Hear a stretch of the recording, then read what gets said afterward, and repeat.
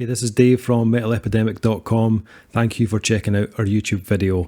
Please feel free to hit the subscribe button below if you like this type of content, and we hope you enjoy the review.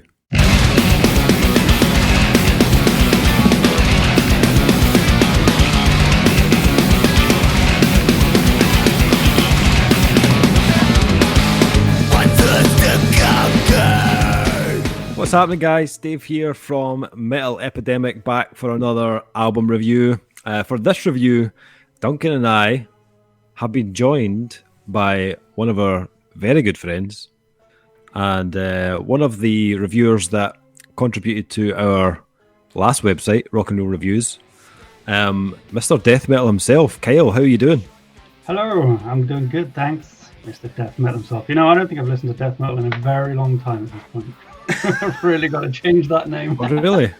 Really? Dave was kind of hoping he could lean in on your expertise here. Yeah, that's the whole reason you're here, Kyle. All right, I'll see you later. This has been great. It's like there's a lot of death metal coming up on these reviews. We need to get an expert in. I mean, I still like it. I just haven't listened to it in a while. That's all. Okay. Well, we'll ease you back into death metal over the coming weeks. But for today's review, we've been checking out a new album from a band from Baltimore, progressive metal band called Exist, and they're about to release a new album called Egoiista, which will be released on August 28th via Prosthetic Records. I'd never heard of Exist. Any of you guys aware of Exist? Have heard of them before? No, negative. No. I used to live in Baltimore. Never heard of them. Oh, okay. Well, about 15 years ago. okay. Well, a little bit of information. They have been around since kind of mid-2000s, and Egoiista is the band's third full-length album. So I'm quite surprised, actually, this band haven't been on my radar at all, to be honest. After hearing the album and the kind of level of musicianship on the release, it's no surprise to find out that members of Exist have also been involved in other bands. And those other bands include Cynic, Jeff Loomis, Defeated Sanity, and a band called Death to All, which I'm not familiar with that one, but I'm with the other three. So, a bit of information there. I suppose that musicianship is one of the things I'd say really kind of stands out about this release. Even from the first track, which is a bit of an epic opener, 10 minutes long. But we're kind of getting used to the big kind of long openers, aren't we? Like, it seems to be a kind of theme this year. Yeah, I think people anticipated that maybe we would have a lot of time on our hands, so just put a lot of effort into making their songs longer this year. So, yeah. I've just got to send my band a message. Yeah, all right. Yeah, like long openers is what it's the rage. It used to be weird samples, no longer. It's long openers. No. I was kind of like, just to jump in here, I didn't realize that they were like involved with other bands, but now you have said that, and specifically two bands that I am aware of. The thing that kind of stood out to me was I don't read any of the press details. I mention this all the time. It's because I was brought on to record, not to read. So it's literally my job here is to produce these, not to do anything else. So unless you watch the reaction videos, because we do reaction videos now, and then my job is to sit there and look smouldering, which I do quite well. Which you do that very well. I do very well. But no, the thing that kind of caught me like well off guard is safe to say we've been doing a lot of death metal this year, Dave. As coined this year, the year of death metal. It is. And I always get, my opinion. We've spoken about it before. I always feel like I have to preface any sort of review here with whilst I enjoy death metal, I'm not the biggest fan of it. I can sometimes find it a bit boring and repetitive, if not like absolutely bludgeoning at the same time. Yeah, it's kind of like Homer Simpson in The Simpsons, where he's fighting Mike Tyson or whoever, Rederick Tatum I think it is, who just keeps hitting him and he can't feel pain. Yeah. So that's kind of what I'm like. I get bludgeoned, but it's not an unpleasant bludgeoning, but it's not one that I would actively go out and seek. So I was kind of the cover artwork gave me an indication that maybe this wasn't going to be the brutal technical death metal that we have been privy to on a few reviews. This one, and it's still fucking brutal, but this has waves of prog that I was not expecting, but I kind of hinted from the album artwork, because it's a very kind of proggy looking cover art. Yeah. And that opener took me on all sorts of journeys, Dave. It took me up the hills, it took me down the hills, it took me around the hills. And no, I was like genuinely shocked by the kind of odyssey they take you on, like all the way through the album, which we'll get to. But I didn't realise that this was the sort of credentials the band were coming in with. So I just assumed, like, when you say death metal to me, Dave, I have an idea how that's gonna sound.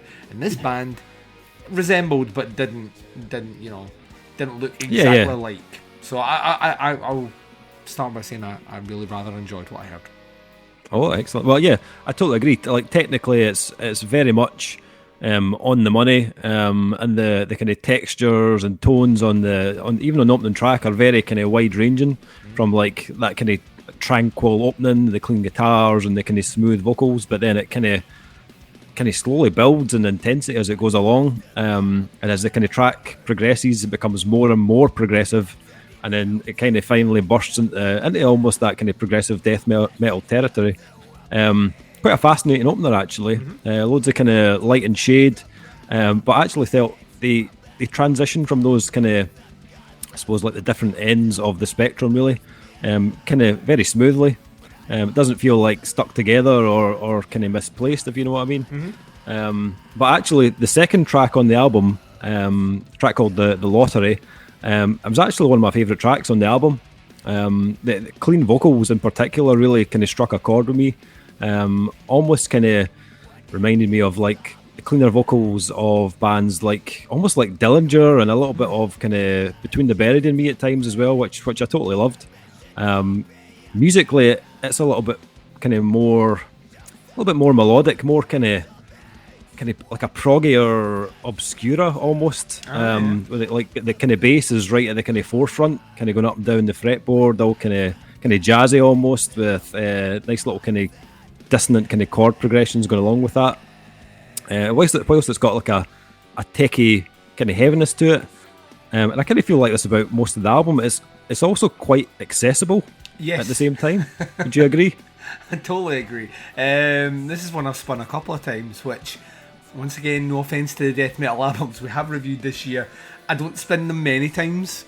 I tend to find that after my second listen, I have what I need to sit down and do a review on them, and I may be going back and listen to them somewhere down the line. But this one I've spun a few times, because I found that it's another one that I felt that you could jump in and out of certain tracks in the album. Like, I could jump straight to track 4 and just listen to track 4 without kind of going, is this track 4 or is this the start of track 5? I don't know, because it goes dun, dun, dun, dun, dun, dun, dun, dun, dun, dun, you know, it's not that sort of thing. I will say this is a weird territory they occupy musically, in that I think, to kind of purists of the death metal world, I don't necessarily know if they would be fully satisfied with an album like this. I think from a proggier side, this might be a bit too heavy, but from a musicianship point of view, I think this is all manner of incredible, like just really well crafted. But I actually think, weirdly, because you're kind of removing those two kind of polar extremes, the kind of proggy side and the death metal side, I think you do open yourself, probably exactly how you would have put it, to a larger listenership who have maybe been primed by bands that are starting to mix a lot more of that kind of proggier influence into what they're doing, or those that are almost on some level taking a bit of the death metal stuff and incorporating it in their sound. So I think it has a potentially a huge spectrum, whilst not necessarily hitting the mark on either niche that is in the description of their sound. So that was a very fancy way of saying I agree with you, Dave. I like the way you padded that out. Thank you. What about yourself, Kyle? What did you make of this? I mean, I listened to the first song and I was like, oh, it's pretty good. And it got, like you said, progressively progressively more progressive and progressively more heavy. Yeah. And I was like, this is great. I was really enjoying it. And I was thinking about my buddy. He loves like prog rock from, you know, back in the day, like Yes and all that stuff. And I was thinking, I wonder if he'd like this. He probably would if I eased him in, just like the band eases you in on their first track. Yeah. And I was like, and then I looked at the track list, like, God, all these songs are 6 minutes long, 10 minutes long, and then I saw the one that's 2 minutes long, Last Flight Looming, and I listened to it, and I was like, actually, that makes sense. I really enjoyed it. I actually listened to it twice as well. I think it's going to go in my collection. It was really, really good. I really enjoyed it. Yeah.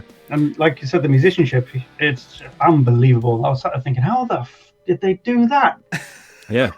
What kind of drugs do you have to be on to write that riff? All the drugs is the answer, Kyle. All of them. Yeah, it must be. Yeah. Actually coming from Baltimore. Yeah. Well, it's true. Like there's tracks like Infinite Monkey Theorem, which is an amazing song title. Yeah. But that one is just like an all-out kind of riff fest. It's like great, yeah. Kind of conjures up bands like Cynic, a little bit Atheist as well. But they kind of cleverly kind of weave in these kind of other moments of almost kind of lightness, like on was the other one, Siblings Born into Different Dimensions. It's got this kind of like colourful space rock kind of vibe to it. I know. It's like it all fit, like you said, it fit together. It wasn't a jarring moment. It was like, this is cool as hell, and it really works. So. Yeah, especially I think the placement of that as well, where it kind of sits almost in the middle of the album, it gives you that like moment of respite almost. I mean, that little kind of breather just in the middle. The other one I really liked was Spotlight's Glow. Kind of grabbed my attention. A lot of cool ideas, like rhythmically, especially that main riff. It's got a kind of like shades of Meshuggah at time, which like I am all in at that. But it's got kind of coated in synths, and it's got little kind of little bursts of blast beats, which kind of give it that kind of more kind of deathy feel at times as well. I thought the whole track, like musically, was fantastic. And this is one of the ones I thought if you a video for this track, if you watch the accompanying video for that track, it really gives you an idea, like visually, the kind of level of musicianship this band has between them. When you watch them, they're just like, wow, these guys have really got kind of serious chops. Vocally though, that track in particular, I felt is where it kind of really excelled. That kind of like back and forth between the kind of harsh and kind of melodic tones are kind of one of the many reasons this track was one of my favourites on the album. The melodies on the chorus and the kind of middle eight part were superb, very well written, very catchy. Harmonies as well, spot on. And those kind of melodies kind of bleed into that the final track, which is Amongst the Trees, which probably has the kind of almost the kind of most traditional kind of prog vibes kind of the album, and the kind of what I quite liked was the clean guitar melody. It kind of ties in with the intro of the first track on the album, which is quite clever. The vocal melody though, it's quite a strange one. It had a kind of almost like a kind of lullaby kind of feel to it. I don't know what it was, but it was quite odd, but it kind of worked as well, if you know what I mean. But for me, fantastic album. I thought it was one that, because there's a lot of kind of like technicality and a lot of kind of creative moments on it, it did take me kind of 2 or 3 listens just to kind of fully get to grips with it. Initially, I mean, I really liked it from first listen, but it took me 2 or 3 listens just to kind of like absorb all those kind of little intricacies and then kind of pair them up with the kind of catchier moments of the album, and then it kind of all just kind of gelled together for me. But yeah, thoroughly enjoyed it. I don't know if there's anything else you guys want to add, but no, I think it's one of the I was going to say unique, and it is in a lot of respects one of the more unique albums that we've listened to this year, dotted amongst albums which have been weirdly unique this year. There's been a lot of bands that have kind of hit our radar where we've been kind of in a position where we've struggled to necessarily find the right bands to compare them to, or one set like band that they kind of sound like. And this is another one where their music at times is very eccentric, but not in a way where it ever at any point feels like, well, that was maybe not the best choice to put that in that track. It all flows incredibly well, and there's a craft in that. I've said that many times.